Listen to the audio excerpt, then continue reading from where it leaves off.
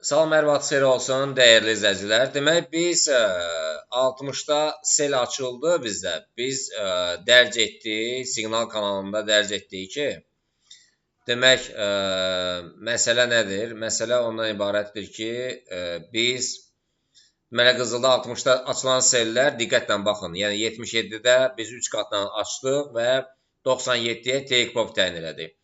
Və 4760-da olan selin də stop lossunu 4797-yə təyin etdik.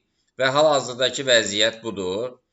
Hal-hazırdakı vəziyyət diqqətlə baxın. Yəni burada 800 deməli 899 ziyandır, 1000 və 1300 gəlirdi.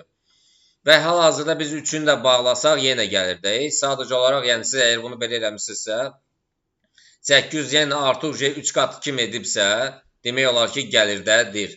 Amma biz gözləyirik 97-ni gözləyirik. Hətta 4807 və 17-yə qədər qalxma ehtimalı var.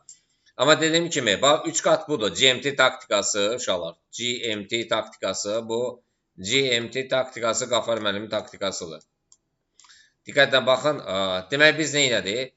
Yəni burada az öncə 1000 dollar vardı, 300 dollar da burada 1300 dollar, 800 də ziyan idi. Yenə gəlirdədir. Yenə baxın, yenə gəlirdədir. Yəni bunların hər üçünü bağlasaq belə, bu ikisini bağlasaq 1000 burada, 900 burada bağlasaq yenə 100 dollar gəlirdəyik.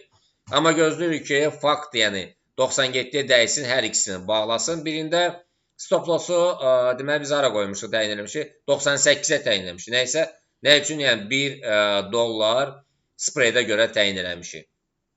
Yəni hal-hazırda əgər siz bunu əməliyyat açmışdınızsa, bunu hal-hazırdakı vəziyyətə bağlasaz, yəni gəlirlə bazardan çıxarsınız. Yəni bu taktikadır, yəni həmən bazardan necə çıxmaq lazımdır, əks istiqamətdə hərəkətdə necə çıxmaq lazımdır.